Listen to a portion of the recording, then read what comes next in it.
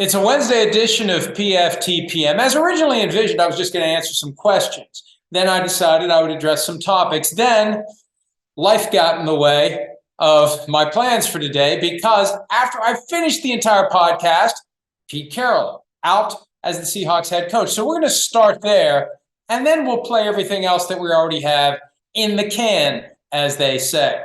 Pete Carroll has gotten canned, although they're presenting it in a very positive way. They're doing with Pete Carroll what I think Bill Belichick and the Patriots would like to do if only Bill Belichick would go along with it.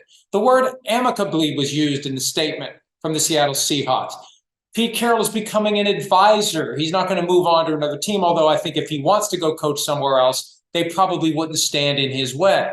But this is all being presented as something very positive, even though in reality, Carroll is out after 14 years as coach of the team. 2 Super Bowl appearances, a Super Bowl win, great winning percentage. He's tied for 14th all time. Remember, he coached the Jets and the Patriots before going to USC and then landing back in the NFL with the Seahawks. So it's kind of surprising. And what makes it surprising, and you'll hear this later in the podcast unless they clip it out. I was asked a question, I think, about the Seahawks, Pete Carroll, who they should target if they would move on from him. So whoever was asking the question must have known something. But because I didn't think they would. And here's why I didn't think they would. I felt like the team is moving toward a sale. And the reality is the Paul Allen estate requires his assets to be sold and the proceeds to be given to charity, but it doesn't set a timeline for it. And this tells me Jody Allen, his sister, isn't planning to sell anytime soon. Because if she is, that complicates the process of hiring another coach. You want to know if you go take this job, there's stability. If you know the team is going to be sold and you're going to be Ron Rivera in Washington or Ron Rivera in Carolina, it makes the job not as attractive as it could be. If Jody Allen tells you, I'm not selling this team for 10 more years, or the contract is written away to protect the coach and ensure that no change is going to be made, there'd be some gigantic payment he would get if the team was sold before a set timeline. That makes it an attractive spot. And it is an attractive spot. You know the first name I thought of? Jim Harbaugh. Because he would love to face the 49ers twice a year. Oh, yes, he would. He'd say otherwise. He'd love to face the 49ers twice a year. Would love it. Now, if Pete Carroll's still there as an advisor, I don't know how that goes. Remember, that was the old what's your deal thing between Harbaugh and Carroll.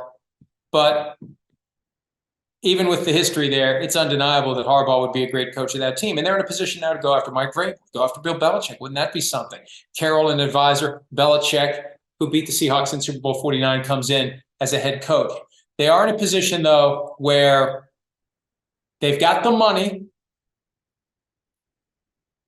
The organization has the reputation, winning culture, great fan base, becomes a very attractive job, assuming if, my assumption is correct, Jody Allen isn't selling the team anytime soon. Because once you introduce the new owner to the operation, the new owner may want to make changes, just like Josh Harris in Washington.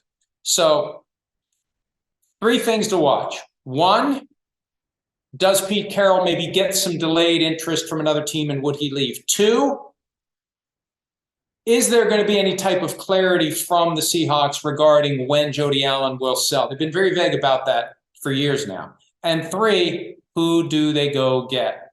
How attractive is that job? That job isn't as attractive as it could be with uncertainty as to how long she will continue to own the team. And the money here becomes very interesting because this team's going to be sold at a ridiculous windfall. With every passing year, the value of the team goes up well beyond whatever you're going to pay a coach or really your entire staff. The value of these teams, look at it, it went from $4.6 billion, I think, was that the magic number for the Broncos, up to $6.05 billion for the Commanders in just a year. You get $8 billion for the Seahawks. And all that money is going to go to charity whenever Jody Allen sells the team. So I assume she will continue to run the team. She seems to enjoy it. And when it's time, and she'll sell the team. And the question becomes, how much time will this coach get until a new owner has the Seahawks. I had always thought Pete Carroll would just ride it out until Jody Allen sold. Now, obviously, that's not happening. Key question going forward: what kind of security will the new coach have? The more security, the more likely they are to go out and get themselves a great head coach. Hi, it's Mike Florio. Thanks for watching PFT on YouTube. Hit subscribe for the latest news and analysis from Pro Football Talk.